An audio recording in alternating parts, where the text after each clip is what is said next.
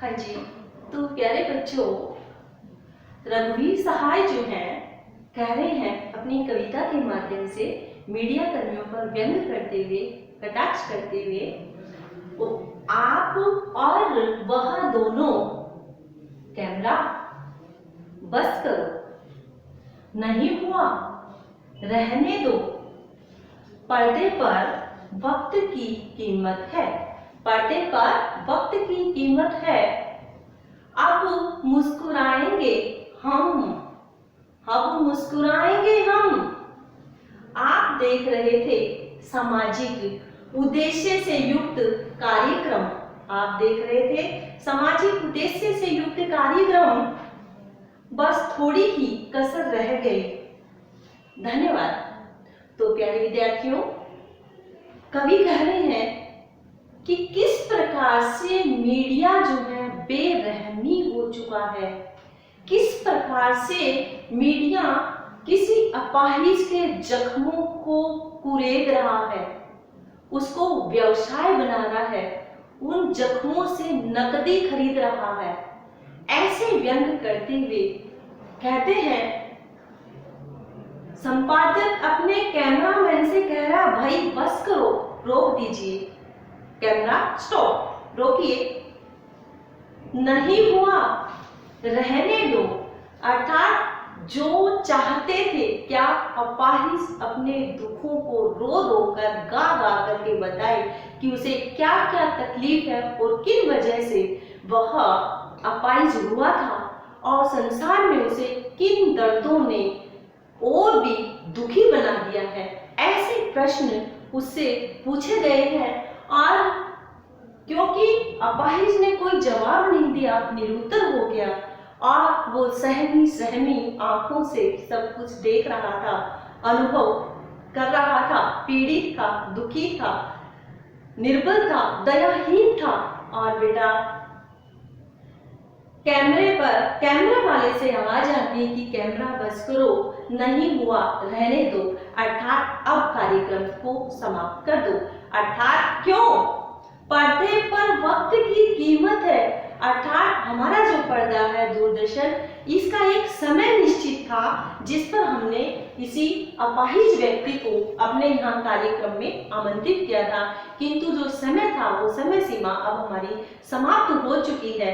हमने अपाहिज को रुलाने के तरह तरह हथकंडे अपनाए, तरह तरह के प्रयास किए, किंतु अपाहिज जो है रो नहीं पाया, अपने दर्द को बयां नहीं कर पाया। अब मुस्कुराएंगे हम, फिर व्यंग किया जा रहा है संपादक पर। हम यहां बोले संपादक, एंकर और कैमरामैन कहते हैं अब मुस्कुराएंगे हम, अब कार्यक्रम की समाप्ति हो चुकी है और अब हम आनंद को प्राप्त करेंगे कि जिन प्रश्नों की उम्मीद लगाए बैठे थे, ऐसे समस्त प्रश्न हमने अपाहिज से कर डाले हैं। हमने दर्शकों के दिल को जीत लिया है। बस आप देख रहे थे सामाजिक उद्देश्य से युक्त कार्यक्रम और क्या कहते हैं दर्शकों, आज आपको सामाजिक कल्याण की भावना से, सामाजिक भलाई की भावना से एक कार्यक्रम कैमरे में बंद अपाहिज दिखाया गया था, जो कि हमारा सार्थक रहा है। हमने पूरी तरह से सहानुभूतिपूर्ण रवैया अपाहिज के प्रति अपनाया है। हम अपाहिज के दर्द, तकलीफ और पीड़ा को अच्छी तरह से समझ सकते हैं और दर्शक आप भी अच्छे से समझ पा रहे हैं। इसी उद्देश्य से ये कार्यक्रम आपको सौंपा गया था, दिखाया गया था। तो लेकिन फिर क्या कहते हैं पोस्टर में, बस थोड़ी ही कसर रह गई, बस थोड़ी ही कसर रही। थोड़ी कसर क्या? अपाहिज जोर जोर से बिलखने नहीं लगा था, जोर जोर से कराहने नहीं लगा था, रोने नहीं लगा था, ये हमें दिखाई दे रहा था। किंतु किसी अपाहिज की बच्चों अंतरात्मा मनोबल को किस प्रकार से मीडिया वालों ने गिराया है, वो उसकी अनुभूति सिर्फ अपाहिज ही कर सकता, हम सब भी नहीं। जब किसी व्यक्ति अगर कहावत है कि जब काने को काना कहा जाए तो बहुत दर्द होता है, किंतु दो आंखों वालों को अगर आप काना कहोगे तो उसको कोई तकलीफ नहीं होगी। तो प्यारे विद्यार्थियों, आज की वीडियो में हमने रघुवीर सहाय जी के द्वारा लिखी गई कविता कैमरे में बंद अपाहिज के माध्यम से समाज के लोगों के समक्ष मीडिया कर्मियों के द्वारा अपना फायदा उठाने के लिए किन किन तरह के हथकंडों का प्रयोग किया जा सकता है, अपनी टीआरपी को बढ़ाने के लिए क्या क्या कार्यक्रम वे आयोजित करते हैं, और अंततः क्या कहूंगी बेटा, कैमरे में बंद अपाहिज कविता जो है वो करुणा के मुखौटे में छिपी क्रूरता का प्रतीक है। करुणा का मुखौटा यानी मीडिया कर्मी चैनल, उनके ऊपर क्या है, करुणा का, दया का एक आवरण है, मुखौटा है जो उन्होंने ओढ़े हुए हैं, किंतु वास्तव में क्या है, क्रूरता। वो किस प्रकार से लोगों के प्रति साक्षात्कार के माध्यम से मुश्किल मुश्किल कठिन कठिन दर्द देने वाले प्रश्न पूछकर उनके दिल को दुखाते हैं। तो प्यारे बच्चों, उम्मीद करती हूँ आज आपको ये वीडियो के माध्यम से कैमरे में बंद अपाहिज कविता बहुत अच्छे से समझ में आ गई होगी, और आशा करती हूँ कि आप 4 अंक अवश्य ही व्याख्या के प्राप्त करेंगे, और प्रश्न के 2 नंबर का जो प्रश्न आएगा उस प्रश्न का उत्तर भी आप बखूबी से दे पाएंगे। धन्यवाद। हाँ जी, तो बच्चों हमने किए थे अभी तक कैमरे में बंद अपाहिज कविता की व्याख्या, और अब हम क्या करने जा रहे हैं, प्रश्न उत्तर, जो कि हमारे 2 अंक के आएंगे। तो पहला प्रश्न हमारा रहेगा, कैमरे में बंद अपाहिज कविता का मूल भाव लिखिए, या इसका प्रतिपाद्य बताइए, या इस कविता का उद्देश्य बताइए। उद्देश्य शब्द जैसे ही आता है, कवि क्या कहते हैं, चैनल वालों ने कहा था कि हम किसी सामाजिक उद्देश्य को लेकर एक अपाहिज व्यक्ति को अपने चैनल पे लेकर आ रहे हैं। तो यहाँ हम देखते हैं कि कवि क्या कहलाना चाहते हैं, कि क्या वास्तव में वो सामाजिक उद्देश्य को लेकर किसी अपाहिज को लाते हैं। तो देखिए, मैंने इनको बिंदुओं में बांट दिया बच्चों। देखिए, पहला बिंदु है लोकतंत्र का चौथा स्तंभ। मीडिया अपने आप को 90 के दशक का सबसे तगड़ा, मजबूत और समर्थ और शक्तिशाली मानता है, क्योंकि उस समय दूरदर्शन के लोग चिपके ही रहते थे, और क्योंकि कहे भी क्यों ना, वो लोकतंत्र का चौथा स्तंभ है भी, तो क्या उसे ये आजादी दे दी जाए कि किसी भी व्यक्ति से किसी भी प्रश्न के जवाब मांग लिए जाए। और यहाँ कैसे व्यक्ति की बात हो रही है, किसी अपाहिज व्यक्ति की, और उसे कैसे प्रश्न किए जा रहे हैं, उससे प्रश्न किया जाता है, क्या आप अपाहिज हैं? आप अपाहिज हैं तो क्यों है, और आपका अपाहिजपन आपको दुख तो देता होगा। क्या बात करते हैं बच्चों, इस तरह के प्रश्न करके अपाहिज जो पहले से ही शारीरिक रूप से विकलांग है, और उससे इस तरह के प्रश्न करना उसको मानसिक रूप से वेदना की ओर, करुणा की ओर ले जाने के अलावा कोई चीज नहीं है। तो यहाँ पर साथ ही साथ कवि ने जो है मीडिया की संवेदनहीनता को भी उजागर कर दिया है कि किस तरह से वो भावनाओं से शून्य है। तीसरे बिंदु की बात करते हैं, अपाहिज व्यक्ति एवं दर्शक को एक साथ रुलाना। अरे भाई दूरदर्शन चैनल वालों, अरे मीडिया कर्मियों, आपको अपने फायदे के लिए दर्शकों को भी और अपाहिज को एक साथ रुलाना है। प्यारे बच्चों, ये सत्य है। इस तरह के जो प्रश्न किए जाते हैं उससे दर्शक भी रोएगा और अपाहिज भी रोएगा, दोनों रोएंगे। तो फायदा किसका हो जाएगा, यहाँ पर चैनल वालों का हो जाएगा। दर्शक हमेशा ऐसे चैनल के साथ जुड़े रहेंगे, दूरदर्शन के साथ जुड़े रहेंगे, और उनकी टीआरपी बढ़ेगी और उनका व्यवसाय बढ़ेगा और उनका चैनल जो है प्रसिद्धि को प्राप्त करेगा। तो प्यारे बच्चों, हमने देखा कि किस तरह से प्रश्न पूछ कर व्यक्ति को एवं दर्शक दोनों को एक ही साथ वो रुलाना चाहते हैं। अगला बिंदु है बेटा, करुणा के मुखौटे में छिपी क्रूरता। क्रूरता यानी क्रूर तो नाम से ही ऐसे लगता है कि बहुत ही घटिया शब्द है, तो क्रूरता यानी निर्दयता की पोल खोलना। कवि क्या कहते हैं कि वो जो मीडिया कर्मी ऐसे कह रहे हैं ना कि हम सामाजिक उद्देश्य से किसी अपाहिज को ला रहे हैं, ऐसा नहीं है बच्चों। वो जो है अपने उद्देश्य की पूर्ति किस तरह से धन के रूप में, पैसे के रूप में करना चाह रहे हैं, प्रसिद्धि के रूप में करना चाह रहे हैं, चैनल से लोगों को जोड़ने के लिए करना चाह रहे हैं, किंतु कवि उनके चेहरे पर जो मुखौटा ढक रखा है कि हम किसी अपाहिज को बुलाकर उसके प्रति सहानुभूति व्यक्त कर रहे हैं, उसके प्रति दया भाव दिखा रहे हैं, ऐसा वो कह रहे हैं, किंतु ऐसा नहीं है। तो ऐसे लोगों की पोल खोलना ही जो है लेखक का, कवि का उद्देश्य कैमरे में बंद अपाहिज कविता में रहा है। तो प्यारे बच्चों, उम्मीद करती हूँ आपको ये प्रश्न बहुत अच्छे से समझ में आ गया होगा। तो दूसरा प्रश्न क्या है हमारा, कैमरे में बंद अपाहिज कविता जो है वो करुणा के मुखौटे में छिपी क्रूरता की कविता है। किसकी कविता है भाई? क्रूरता की, निर्दयता की। क्या ये ठीक है? हाँ, ये कहना सर्वथा उपयुक्त है कि कविता जो है करुणा के मुखौटे में छिपी क्रूरता की कविता ही है, ये सर्वथा सत्य है। कैसे बच्चों? हम समझ पाए हैं कि किस प्रकार से दूरदर्शन चैनल वाले किसी अपाहिज व्यक्ति को अपने कैमरे के समक्ष बैठाते हैं, बुलाते हैं और क्या क्या योजनाएं करते हैं। उनसे प्रश्न किया जाता है कि क्या आप अपाहिज हैं? क्या उनको दिखता नहीं? क्या आपका अपाहिजपन दुख देता है? क्या पता नहीं चल सकता कि कोई आदमी बैठ नहीं पा रहा, उठ नहीं पा रहा, सो नहीं पा रहा, देख नहीं पा रहा, खा नहीं पा रहा? और तीसरा प्रश्न करते हैं, आपके अपाहिज होने का क्या कारण है? इस तरह के प्रश्न करना मीडिया कर्मियों की संवेदनहीनता को दर्शाते हैं। और दूसरा क्या है बच्चों?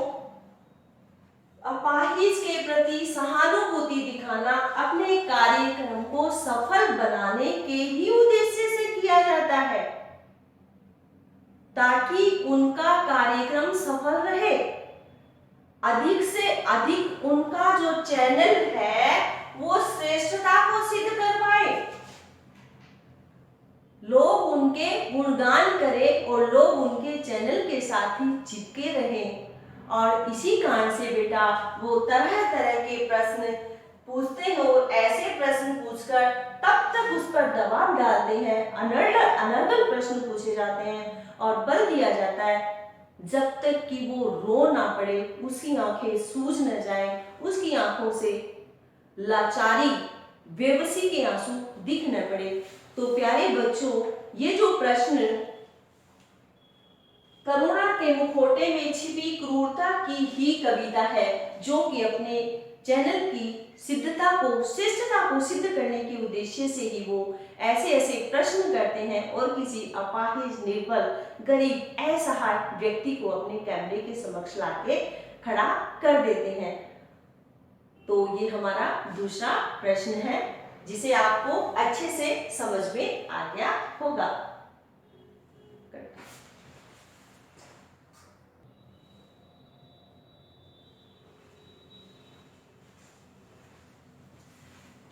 हाँ जी, तो प्यारे बच्चों, हमारा तीसरा प्रश्न क्या रहेगा?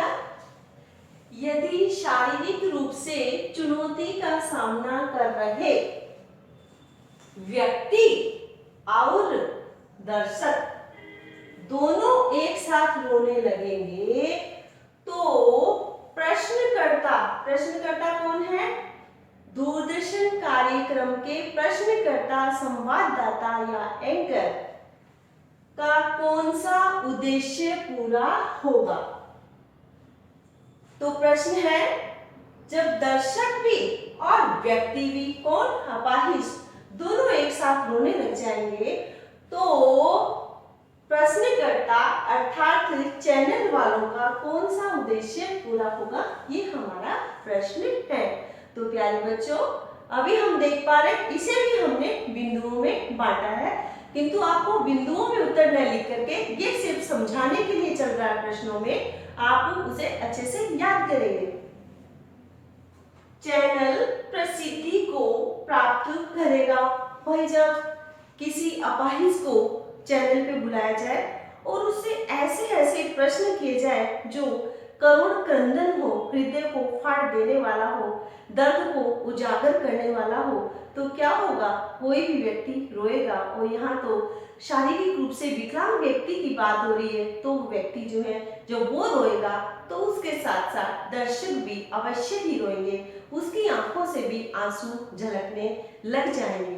तो इससे दर्शक भी रोया और अपाहिज व्यक्ति भी रोया, तो इससे क्या हो जाएगा, चैनल जो है वो क्या प्राप्त करेगा बेटा, प्रसिद्धि को प्राप्त कर जाएगा। लोग समझेंगे कि ये चैनल वाले, दूरदर्शन वाले इसी प्रकार के सामाजिक उद्देश्य को लेकर कार्यक्रम को दिखाते हैं, क्यों ना हम दूरदर्शन के कार्यक्रम को ही देखें।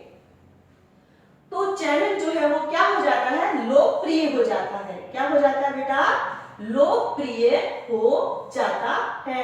और दूसरा फायदा क्या होगा, उनका व्यवसाय बढ़ेगा। किसका व्यवसाय बढ़ेगा, चैनल वाले हैं उनका व्यवसाय बढ़ेगा, आर्थिक रूप से मजबूत होगा और तरह तरह के कार्यक्रम वो संपन्नता के साथ कर पाएंगे। अगला है अपाहिज के दुख से दुखी होकर करुणा से लबालब होना।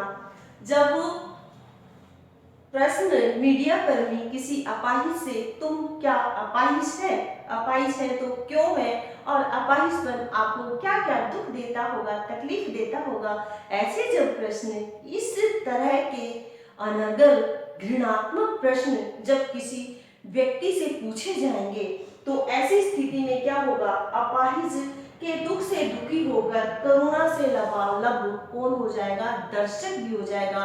और यहाँ पर जो प्रश्न करता है उसका उद्देश्य सीधे सीधे पूरा हो जाएगा, और उसका उद्देश्य पूरे होने के साथ ही दर्शक जो है ऐसे दूरदर्शन के चैनल के साथ हमेशा हमेशा के लिए बंधते ही चले जाएंगे। तो प्यारे बच्चों, यहाँ जो ये प्रश्न था कि यदि शारीरिक रूप से चुनौती का सामना कर रहे व्यक्ति और दर्शक जब दोनों एक ही साथ रोने लग जाएंगे, तो प्रश्नकर्ता के ये सारे चैनल प्रसिद्धि को प्राप्त करेगा, व्यवसाय बढ़ेगा और दर्शक और व्यक्ति दोनों रोने लगेंगे, तो दोनों के भाव एकात्मक रूप धारण कर लेंगे। और यही कारण है कि उनका चैनल जो है दिन दुगुनी रात चौगुनी उन्नति कर पाएगा। तो ये बच्चों, ये प्रश्न आपको समझ में आ गया। अब हम चौथा प्रश्न कर रहे हैं।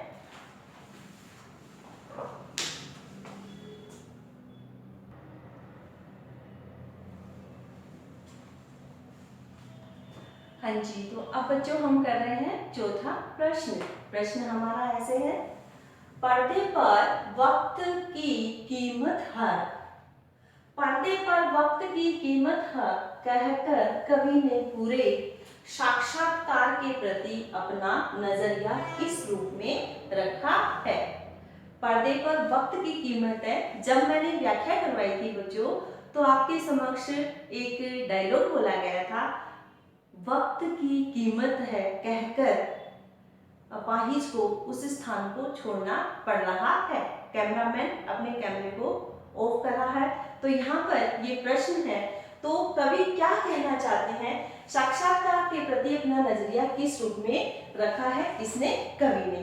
तो देखो प्यारे बच्चों, हमने देखा कि कवि क्या कहते हैं कि मीडिया वाले किसी अपाहिज व्यक्ति को क्या है, बुलवा रहे हैं और उसका इंटरव्यू रख रहे हैं। लेकिन वो इंटरव्यू कैसा था, कार्यक्रम संयोजकों के छिपे हुए उद्देश्यों को यथार्थ एवं व्यंग्यात्मक रूप में उजागर कर दिया गया है।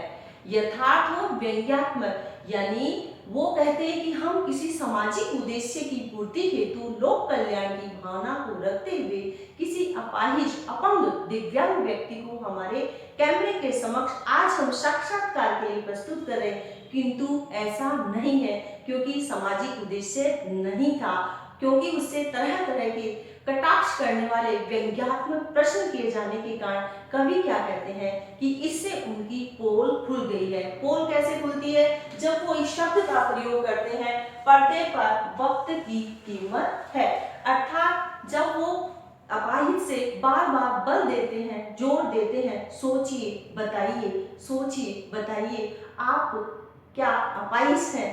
अपाहिज होने का क्या कारण है और आपका अपाहिजपन आपको तकलीफ देता होगा, दर्द देता होगा। इस प्रकार के प्रश्नों का जब कोई शारीरिक रूप से विकलांग व्यक्ति मानसिक यंत्रणा के कारण जवाब नहीं दे पाता तो परिणाम स्वरूप जो है वो उस पर बल देते हैं और जब देखते हैं असहाय हो जाते हैं कि ये नहीं रो पा रहा या नहीं बोल पा रहा है, तो ऐसी स्थिति में जो है वो क्या कहते हैं, पर्दे पर वक्त की कीमत है और कैमरामैन से कहते हैं कि कैमरा आप ऑफ कर दीजिए, बंद कर दीजिए। दूसरा, जख्मों को नया रूप देना। शारीरिक रूप से एक व्यक्ति विकलांग है, उसको दुनिया को पता चल जाता है कि बहुत दुखी है, लेकिन उसको और भी नया रूप कैसे हो गया, उसको मानसिक यंत्रणा दी जा रही है, उसके मन को, उसकी आत्मा को उसको कचोटा जा रहा है, उसको पीड़ित किया जा रहा है, दुखी किया जा रहा है। उसके जो जग जाहिर कष्ट थे, जो शरीर से वो साफ साफ दिखाई दे रहा है, अब आप हमेशा के लिए वो जो है मानसिक रूप से भी उन्हीं कष्टों से गुजरता रहेगा। तो कवि क्या कहते हैं कि उन्होंने उनके जख्मों को नया रूप दे दिया। क्यों दे दिया? वो करुणा को क्या कर रहे हैं, व्यवसाय में बदल रहे हैं। किस में बदल दिया बेटा? व्यवसाय में। करुणा को, दया को व्यवसाय में बदल दिया। लोगों की सिंपैथी, हमदर्दी, दर्शकों की सिंपैथी, हमदर्दी किसके साथ होगी? अपाहिज की होगी। तो उनका क्या होगा? व्यवसाय बढ़ेगा, वो आर्थिक रूप से चैनल वाले मजबूत हो जाएंगे। और दूसरा, नकदी को सहानुभूति, नकदी में सहानुभूति को बेचना। नकदी यानी कैश में, एक तरह से अप्रत्यक्ष रूप से चैनल वालों के पास पैसा आएगा, टीआरपी बढ़ेगी और क्या है, उसकी सहानुभूति दिखाते हुए अपाहिज के प्रति वो क्या बटोर रहे हैं? नकदी बटोर रहे हैं, पैसा बटोर रहे हैं, सुर्खियों में आ रहे हैं। अगला पॉइंट है बिंदु, समाज के प्रति स्वस्थ दृष्टिकोण नहीं है भाई। पर्दे पर वक्त की कीमत कहते ही समझ में आ जाता है कि उनका समाज के लोगों के प्रति दृष्टिकोण है वो स्वस्थ नहीं है, सही नहीं है। वो सिर्फ और सिर्फ अपने चैनल की प्रसिद्धि के लिए, अपने आप को लोक प्रसिद्ध दिखाने के लिए, दर्शकों से सहानुभूति दर्शाने हेतु सिर्फ और सिर्फ किसी अपाहिज, दीनहीन, निर्बल व्यक्ति को ला रहे हैं। तो यहाँ ये कहना बिल्कुल उचित होगा और कवि ने जो है अपने साक्षात्कार के प्रति अपना नजरिया जो है बहुत ही सुंदर ढंग से रखते हुए दूरदर्शन चैनल वालों की पोल खोल दी है, मीडिया की पोल खोल करके रखती है। तो प्यारे बच्चों, आज हमने व्याख्यात्मक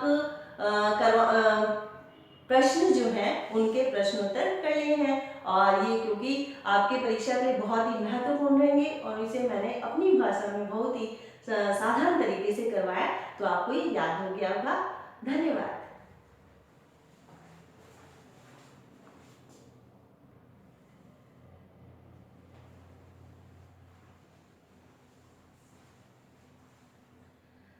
हाँ जी, तो बच्चों अभी हम करने जा रहे हैं प्रश्नोत्तर के पश्चात बहुविकल्पीय प्रश्न उत्तर, जो कि हमारे 13 अंक के परीक्षा में आएंगे। तो हमारा पहला प्रश्न क्या रहेगा? कैमरे में बंद अपाहिज कविता किस काव्य संग्रह से ली गई है? तो हमारा उत्तर क्या होगा बच्चों? लोग भूल गए। क्या नाम है? लोग भूल गए काव्य संग्रह से ली गई है। कौन? कैमरे में बंद अपाहिज कविता। तो दूसरा प्रश्न क्या है बेटा हमारा? कैमरे में बंद अपाहिज के होठों पर क्या दिखाई दे रहा था? कसमसाहट। क्या दिखाई दे रहा था?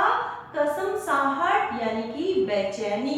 जब उससे अनर्गल प्रश्न किए जा रहे थे तो उसके होठों पर कसमसाहट, बेचैनी दिखाई दे रही थी। तो शब्द क्या रहा? कसमसाहट। अब तीसरा प्रश्न रहेगा हमारा, कविता के कवि का क्या नाम है? हमें पता है रघुवीर सहाय। और रघुवीर सहाय की कौन सी कविता पढ़ रहे थे हम? कैमरे में बंद अपाहिज।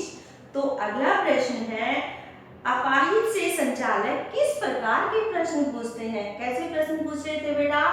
अर्थहीन, सारहीन, बेतुके प्रश्न पूछे जा रहे थे। अगला है, कैमरा एक साथ क्या दिखाना चाहता है? कैमरा एक साथ अपाहिज को और दर्शक को दोनों को ही रोते हुए दिखाना चाहता है। दर्शक को भी और अपाहिज को भी, दोनों को एक साथ रोते हुए देखना चाहता है ताकि उनकी टीआरपी बढ़े। अगला प्रश्न है, पर्दे पर कीमत किसकी है? अभी अभी हमने प्रश्न किया, पर्दे पर कीमत किसकी है भाई? वक्त की है, क्योंकि चैनल वालों को भी एक वक्त के हिसाब से समय कार्यक्रम को देना होता है और फिर दूसरा कार्यक्रम आ जाता है। तो पर्दे पर वक्त की किसकी कीमत हुई भाई? वक्त की कीमत होती है। तो प्यारे बच्चों, अगला हमारा प्रश्न है कि रघुवीर सहाय जो है उनका जन्म कहाँ हुआ और कब हुआ? तो कहाँ तो भाई लखनऊ में हुआ।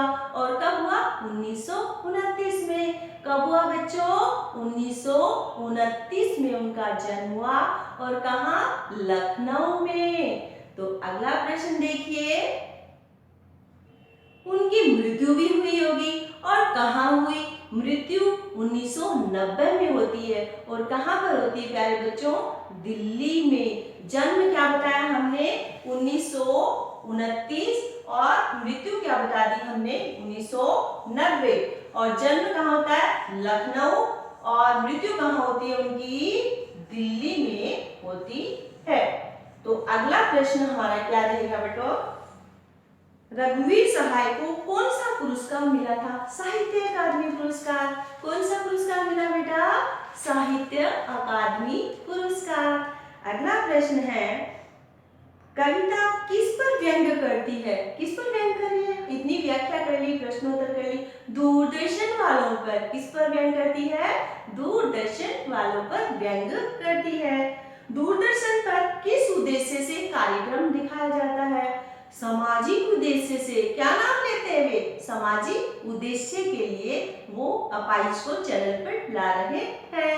तो अगला प्रश्न है, कैमरे में बंद अपाहिज कविता करोड़ों के मुखौटे में छिपी कविता है। किसके मुखौटे में छिपी हुई है? मैंने उत्तर ही बता दिया, क्रूरता। किसके? क्रूरता के मुखौटे में छिपी हुई कविता है। कैमरे में बंद अपाहिज कविता में समर्थ और शक्तिमान कौन अपने आप को मान रहा है? दूरदर्शन वाले। कौन मान रहा है बेटा? दूरदर्शन वाले। अगला प्रश्न है, दूरदर्शन पर किसे लाया गया था? अपाहिज को। किसको लाया गया था? अपाहिज व्यक्ति को लाया गया था। अब अगला प्रश्न और कहेंगे अंतिम, कैमरे में बंद अपाहिज कविता में दूरदर्शन कर्मियों की किस मनोवृत्ति को दिखाया गया है? संवेदनहीनता को। क्या दिखाया गया बेटा? उनकी संवेदनहीनता को दर्शाया गया है। तो प्यारे बच्चों, अब आपको व्याख्या समझ में आ गई, प्रश्नोत्तर आ गए और अभी हमने अंत में जो है बहुविकल्पीय प्रश्नोत्तर किए हैं और उम्मीद करती हूँ आपको सबको समझ में आ गए होंगे। धन्यवाद। अब हम मिलते हैं अपनी अगली वीडियो में।